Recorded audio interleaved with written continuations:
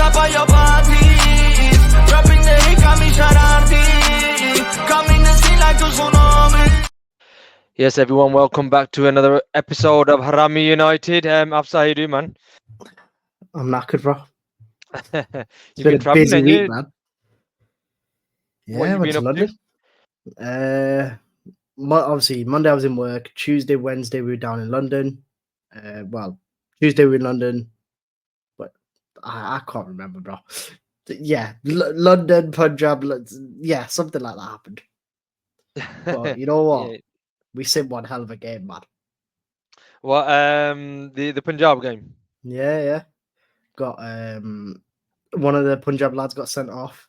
Chippy got sent off. Did he get sent off because of the lad got sent off? Oh no, he was just giving the referee shit. Yeah, I seen it. Aki had control of Punjab socials for a bit. What? Because of the game. Yeah. So there was a load of gifts going out, and that was Aki Ah, just on the touchline tweeting out random gifts. Yeah, I did see some of them, man. Do you know what I mean? And It was good, man. No, look good, man. Especially the ultras of Punjab, ultras I want to call them. With those, did they have flames and things like that as well? Yeah, they had a flair. Yeah, the flare. How the hell And have there's we got obviously that in? you as yeah. I was like, how have we got that in there? But it's one of them, innit? But then you also dropped a video as well. If you haven't seen that one, the last one, go and check that one about the structure. Man United, where you and Aki were having breakfast by the looks of things. That was a good With the breakfast. toast and thingy and the jar as well, like, do you know what I mean? But yeah, By the way, jar, that comment you said to me about stop the pod, Desi jar always stops the pod. Was that because we just completely stopped when he started pouring the tea? yeah, you just like Oh, completely okay. stopped, like, do you know what I mean? It was just like that's it. No, you know what I mean? The jars come now. Forget everything else. Just forget what we was talking about. Just the Just focus jar on the itself. tea, and then we'll pick it up later on. Yeah. Well, as long as you boys enjoyed it, like I said, it was good content, man. Having to travel down for obviously everybody who follows the Brown Monday, man. You know what I mean? We're gonna keep delivering. And you boys are smashing it on that front. It's a team effort, bro. It's a team effort. But going on to, I think the best way to start is going on to the game yesterday, man. Manchester United, or should I say Fenerbahce won, Manchester United won. Thoughts? Right. I saw the leaks on Twitter about Mazraoui starting in the 10. And I was like, nah, there's no way. Like, this can't be a real thing. And I refused to even acknowledge it until I saw the lineup. But then Sky Sports dropped the lineup, and I think they had it as a 3 at the back with Mazraoui and Dalot as the wing backs. Something like that, yeah. Everyone else had it as a 4-2-3-1 with Mazraoui in the 10. So I was like, okay, what the hell's the formation? Then obviously Erik's interview pre-game when he said, yeah, he will be the furthest forward. He will start in the 10. I was just like, the hell is going on? Yeah, I think just so bizarre. Yeah, and I think a great place to start. I'd seen something, before the team news had come out. I think somebody shared that he's going to be Mazraoui is going to be number 10, and it's like, okay, it'd be a bit strange. I never watched the pre-match build-up. I'm always doing things before the match. I just about catch the match, start of the match. So, fair play, people sitting there watching the pre-match build-up. Obviously the interview. And I think it seemed quite strange. Bearing in mind there was the likes of Ahmad on the bench as well. Obviously Anthony, I know he doesn't play in the number 10, but you'd think, could he reshuffle things to fit? Could have put Garnacho in the 10. Well, I think Eriksen as the number 10. Do we start with Casemiro? My viewpoint is obviously it's strange. It's a strange decision, yeah, and I think a lot of these things are always strange. Let's just focus on Erik Ten Hag, because I think me specifically, I think in our group chat, I've been said, "Oh, you'll never criticize Erik Ten Hag." But yeah, look, obviously Erik Ten Hag is obviously making some strange decisions. But what I want to say that and it's a results business, and he's not getting the results. It's clear to see. We're 21st in the Europa League. Yeah, we're 21st. Yes. And I think our counterparts, Nice FC, I think they're 31st. 32nd, I think, or yeah, They're around 30 teams. Yeah.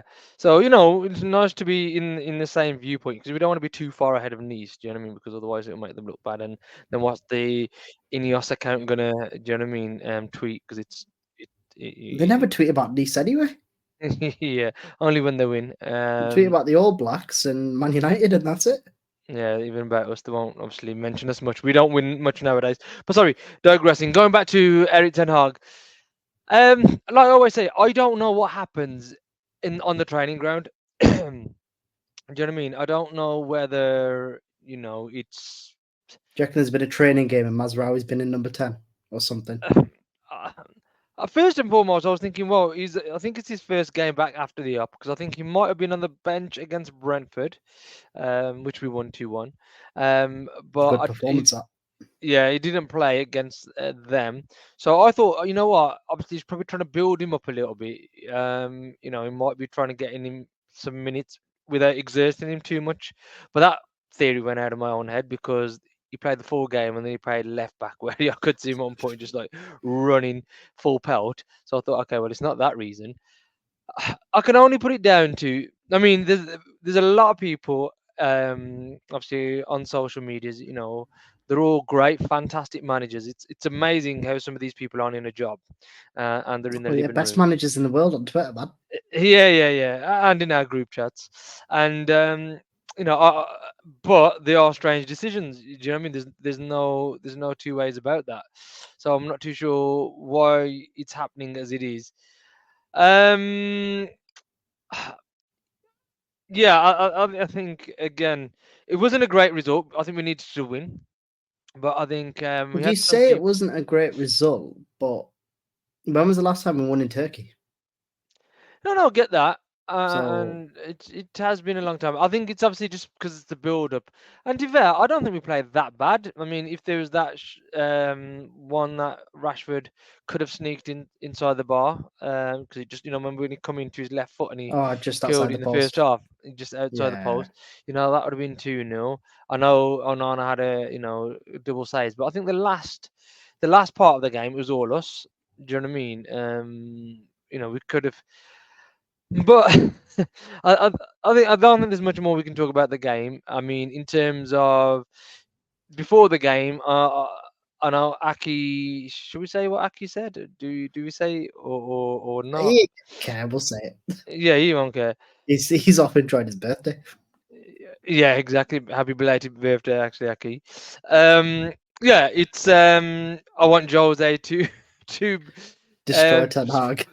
destroy Ten Hag, like, do you know what I mean? And obviously, a few people had a few words about that, me included. I was like, I don't care what happens. I don't care who's the owner of Manchester United, who's the manager of Manchester United, who the players of Manchester United are.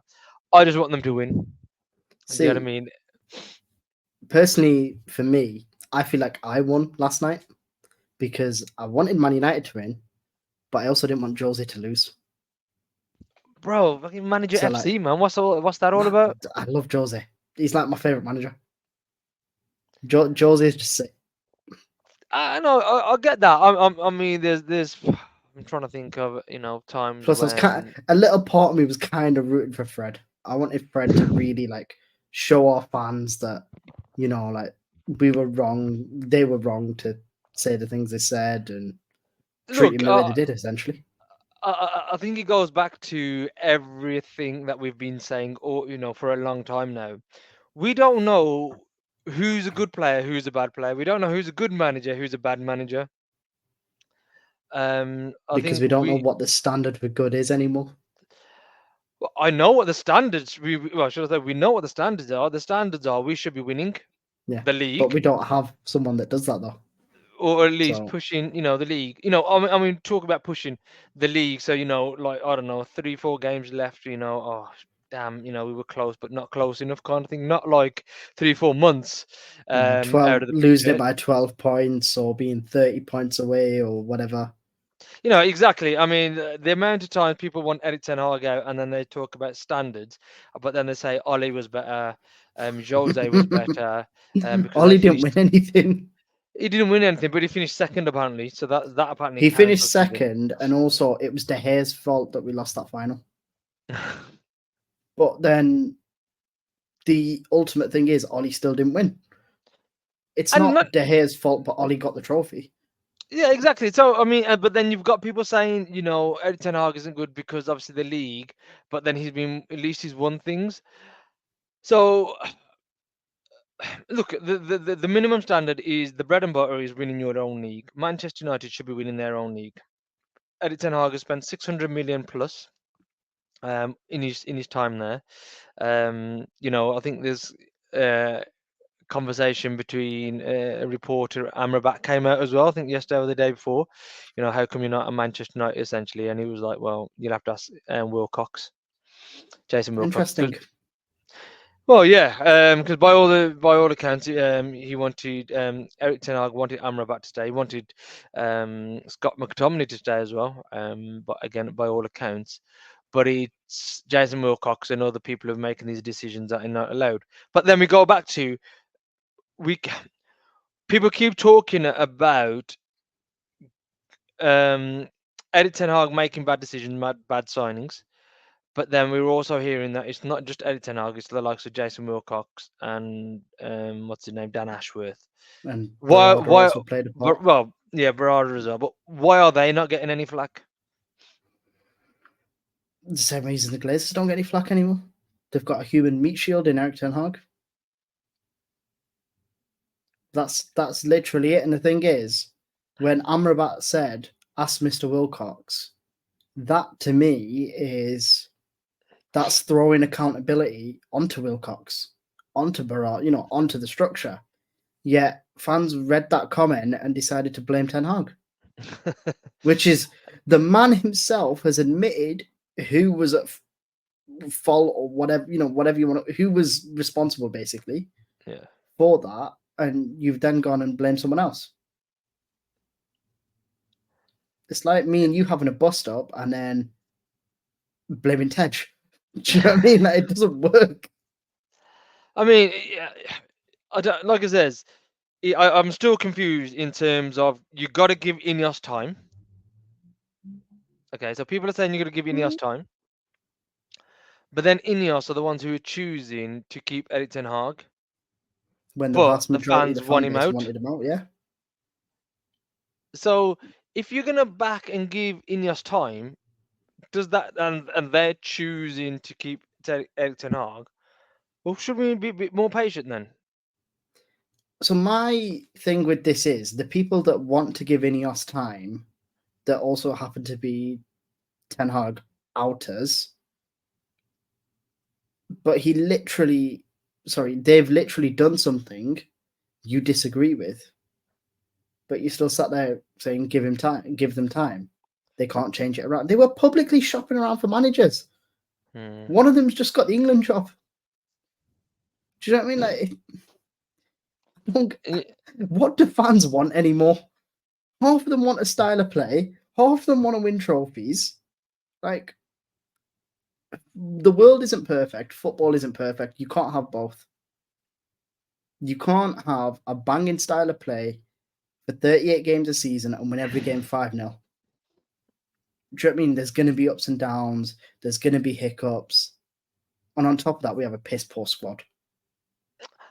See, I don't know. I don't know, man. Because again, there's no way you can spend £600 million and have a squad that should be 12th, 11th now at the moment, bottom half the table. 12th. Put it that way, 12th. We should not be doing that. Oh no, we should be top 5 at least. No, again, I'll go back to I don't know anymore who's good or who's a bad player. And that's quite indicative because, I'll always hear fans saying, "Oh, I knew we should have gone for X, Y, and Z player. Oh, I know we should have gone for that player instead of the one that came to us." But this is the thing, isn't it? It's every single player. Every single player is a what if. Every single manager is a what if. every single scenario is a what if, except for the scenario at the top, And this is the which thing, like you nobody wants said, to talk about anymore. the likes of Erik Ten Hag are the human shield, and the Glazers and the INEOS people just keep getting away with it. The biggest point was, even under Fergie, people were making excuses up for the dismissal of Fergie. I mean, a lot of people, again, and it's disappointing me actually, even with Gary Neville. He's not spoken about the dismissal of Sir I Alex don't think he Ferguson. can he? Because Well, he's should be able technically to. Well, in. it really doesn't matter. It really shouldn't matter.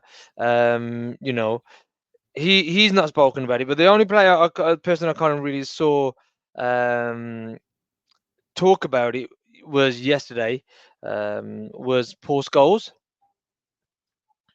and he kind of said how he was disappointed, that Sir Alex wasn't there, and he again said, look, the current Manchester United, what Manchester United is today, is because of Fergie. So Absolutely correct.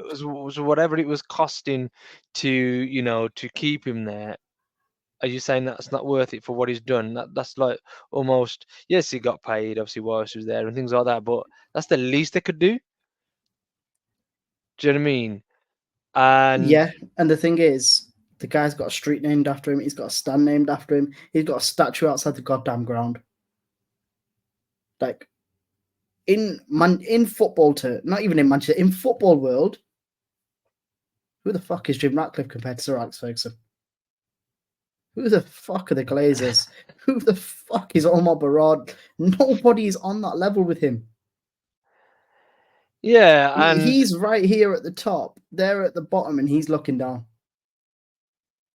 There's no comparison. Like, don't get me wrong. As a United fan, I felt after the retirement, especially, I felt for a long time that Fergie being in the stands, Fergie being in the ground, it gave the pundits an easy out, especially when a manager's under pressure, because it's all like, oh, Fergie's looking on. And then I was like, yeah, but Fergie can do what he wants, and he can do what he wants. So maybe we see less of him. Maybe that, I don't know. The media are going to write whatever they write anyway. Do you know what I mean? He could be sat at Rangers next week or Celtic or wherever and still write something about him and Ten Hag. yeah, So I mean, I don't know. The whole situation's a mess, bro. But yeah, he's at Aberdeen on the weekend. Fortunately, that was it, Aberdeen. I thought it was at yeah, it Rangers. was Aberdeen, and we won, against Brentford. But yeah, like I said, it's just amazing how people are just trying to. Did you watch that game, by the way? The Brentford game? Yeah, because I was in Yeah, Bradford. yeah. I was at I Albion. watched. Yeah. I watched majority of the game. Was the ground as empty as the Old Trafford ticket map appeared to be? No, it wasn't. So all these fans that so-called didn't turn up or handed their tickets back or whatever, it had no effect. Yeah, I think just set the scene for people. I think a lot of what we're seeing now on social media is that there are loads of tickets available to the games, which was unheard of before. You got, I think I'd say more than majority of the seats available rather than ones that have been taken. However, when we look at the stadium, it's still full. I think somebody said there's roughly about 73,000 against Brentford. So it's still full. Okay, so it didn't really No. move the needle as such. No. And I don't know whether I want to touch, and it's shame that Aki's not here because I know he loves a little, needle, a bit of cut honey, as we like to say. Go on. I think there's a certain reform of people who used to talk about Glazers out, or who said they were the forefront of wanting the Glazers being out, and You mean the guys that endorsed Jim Ratcliffe? Yeah, I think some people would say, yeah, I think put it this way, they've gone very quiet since Jim Ratcliffe's come, and I think I don't. What I'm trying to get at, I don't care what group there is. I don't care what it is and who's doing what. Because Bro, I thought it was a new FIFA game. I seen FC 58. I'm like, we're only on 25. What's going on? Yeah, We'd like, have we aged? into the future. No, what I was Mm. going to say was I don't care which group, because obviously this group will complain about that group, that group will complain about this group, and how they're not, they're just trying to be in the pockets and they're not doing anything for the fans and things like that. I think the fans just need to do it for themselves, basically. Let's be honest, because you hear people talking about, oh, Fergie should have spoken up. No, Fergie doesn't need to speak up. You're the fan. You're the one who And pays the even if he money. does, You need to what's he speak going to up. say? No, he shouldn't. He shouldn't take him or even Gary Neville when he was talking about the Glazers to bring it up. Everybody knows the situation, right? And this is what I mean. So all these fan groups and all these people just need to just get on it themselves. Like you said, there's a lot of tickets that are available, but people are still turning up to the games. We hear protests don't work, or some people say they do work, but I personally don't think they've done much The because only protest you can do that will work is hit them in the pocket. hit him in the pocket and show them visually. Either you walk Like, out of the game or you just what is don't turn up to the there? games. 40, 50,000 season ticket holders? I think it's around about 55, 60, close to around 55. So that. so then put in the away allocation, that then leaves about 15,000 seats, yeah? Hmm. Now, all these little fan channels, all these groups, there was a thing a few years ago, MT Old Trafford, that got shut down by the rebranded organisation and was said, oh, it will never work. How won't... And one of the reasons they gave was logistics. Going to a game is more difficult logistically than not going to a game.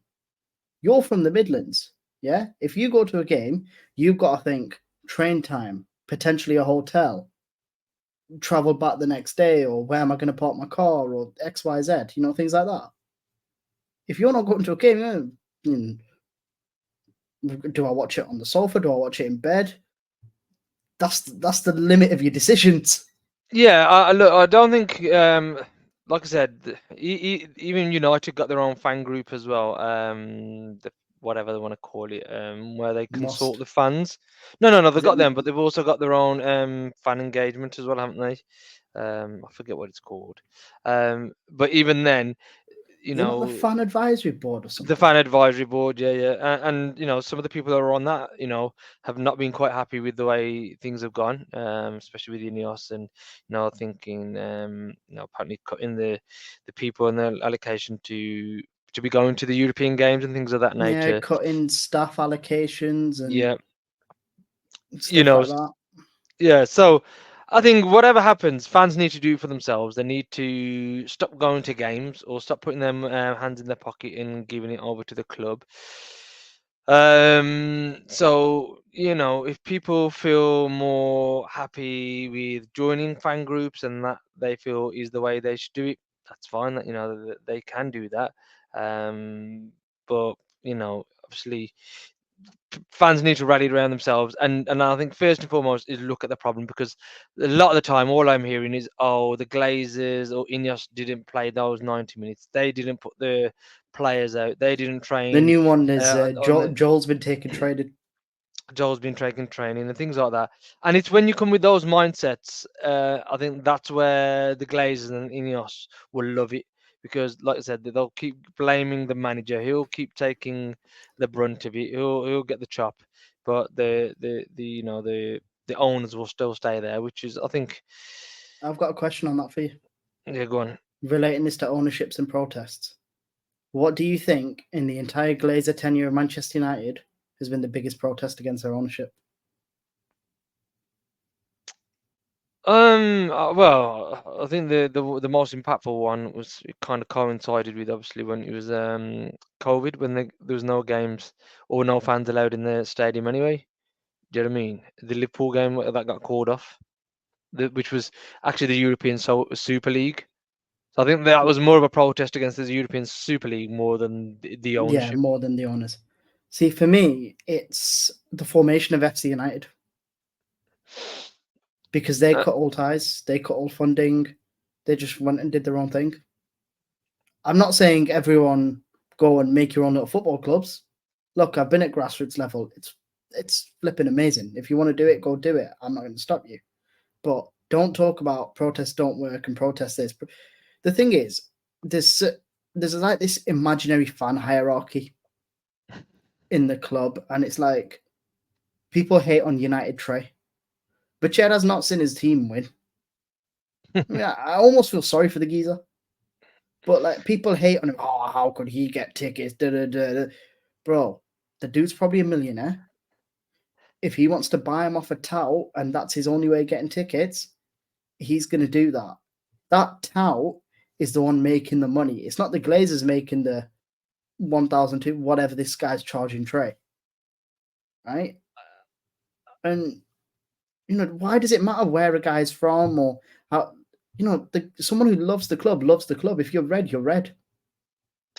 I don't get it. Yeah, look, I'm aware of who you're talking about. I don't really follow it. That's the bit I don't get is when people pay so much attention to these people on social media like that. But then that's not. I've got no interest in that, and obviously I understand people have. Do you know what I mean? And no, people are there counting up his record, and I'm like, yeah, but let's be honest. I think the little bits I've seen, he plays to that as well. Oh, you know, well, he plays to it. Do you know what I mean? But the thing is, it's like putty in your hands, in it. It's like the Romano thing, when people try and criticize Romano, and Romano hits back, or people, oh yeah, Fab got community noted. Do you think he gives a damn? He's made his money. He's at the top of his profession. You're sat on your phone tweeting about him. He has won. There's levels, bro. It's weird. Yeah, it's crazy. It's a strange old world, man. But yeah, like I said, moving on. I think Brentford was a good game. You know, you asked about the. I saw the highlights. Yeah. You know, 2 great goals. Yep. I think overall we played very positive performance. We played well. We played well. You know, again, another game people were expecting us to lose. You know, I'm so happy when we win. So happy. I don't get the mentality of us losing, because I mean, if anybody, I think it's people like us who, you know, don't like this ownership. And that's we should be praying for losses. You know, we want losses to happen, everything bad to happen. So, you know, we're hoping that they'll sell up and go. But I think more than anything, we just want United to win. You know, we've got our views on, you know, of what the ownership is and how it is, and you know why it is the way it is. And I think some people are getting still so caught up about the manager and about the losses and the draw, and it's just like, people, what else do you expect? Like, do you know what I mean? But like I said, I think I said in the group the other day, yesterday as well, or this morning, at least when we get the highs, I will take the highs. Do you know what I mean? Because I'm so take happy when we you win. them. So happy when we win, and when we lose, it really doesn't bother me anymore. But moving on, after obviously just you know, conscious of the time, we've got a game against West Ham away on Sunday. Yeah. What do you think? If this was first game of the season, based on how they did in their transfer window, I would have said we were going to get absolutely annihilated, because they signed some big hitters. They signed some very important players to their squad. But from how they performed this season, obviously, look, they signed like 7 new players. It takes time for things to gel. I think we can beat them. Yeah, I think we should beat them comfortably. I don't Rashford's going to have a hard game against his old mate. Yeah.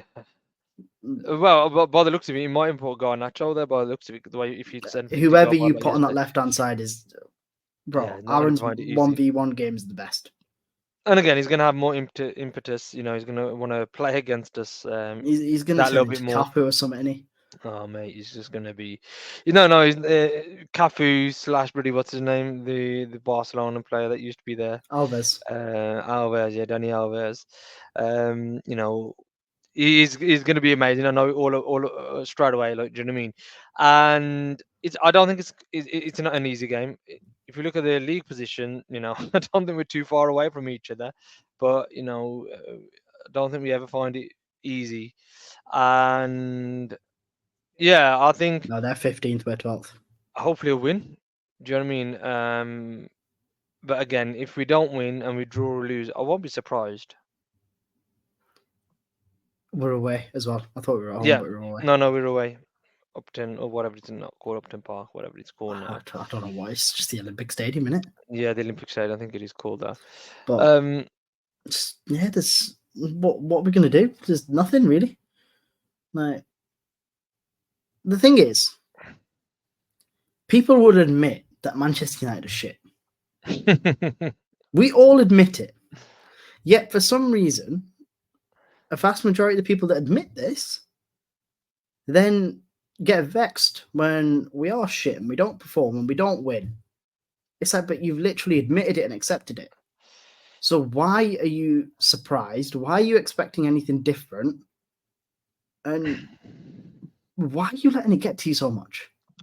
There's bigger things in life to worry about. Like, it's mental to me. And then people will be like, oh yeah, well, you don't care about the club as much as I do. No, bro. We care about the club. We love the club. Difference is, I don't let 11 men dictate my mental state. Well, I'd say the 12 men if you count the manager. Even the guys above that, like, do you know what I mean? I don't even count the players and the manager no more. I actually feel pity for them. It's the people above that. I just seen some tweet here as well. Talking about INEOS and screw them as well. They only wanted them because they didn't want state ownership. I don't know what that means. Obviously, I know what it means, but it's a Jose Mourinho moment, isn't it? If I speak, I'm in trouble. Man, I don't want to get into it because it's just pointless. Okay. But like going back to what we said earlier, if anybody wants us to lose, you think it'd be people, who like us who don't want this ownership, and we just foresaw that it's going to be rubbish. Even then, we still want us to win. We really don't care how it comes, last minute deflected goal, whatever it is. We just want us to win, man. But after I think we'll kind of wrap it up there. I think. I'm just trying to think now that in terms of what the reaction is going to be depending on the result on Sunday. I really don't know anymore, because it seems like even if is we his lose, job on the line? Probably not. Because I have a theory that, well, it's not a theory. It's more of a thing of if he was going to be sacked, it would have been done by now. Yep, agreed. Or they don't have the balls to do it. In which case, bring back our old mate Ed Woodward and he'll do it for you. Difference is, Woodward will wait until fourth place is mathematically impossible. So you either show this ruthless streak that everyone keeps talking about, or you just fall into the pattern of rinse repeat and, oh look, you're just another Glazer. Hey, look, under Ed Woodward, we never finished low as 8th. Do you know what I mean? So, and we Ed signed some Woodward, world-class Galacticos, bro. you know what I mean? Falcao, And Di Maria, Zlatan, Pogba. do you know what I mean? And and people talk about standards. At least you try to keep them up there, like, do you know what I mean? And done, I don't know, man. He was ruthless. You know what I mean? Put it that way, then. But look, on that note, I think, like I said, no doubt we'll catch up after Sunday. Let's see what the result is. I don't think much is going to change. Hopefully we'll win. But yeah, let's see. Again, thank you everybody for listening in, tuning in, watching. Please, obviously, continue to subscribe. Hit those like buttons. More and more stuff coming around soon. Hopefully, some great things happening soon. But yeah, as a man, we'll go through that. But yeah, thank you everyone. Haraami, the guy that turns up at your parties, dropping the hit, got me Haraami, coming to see like a tsunami.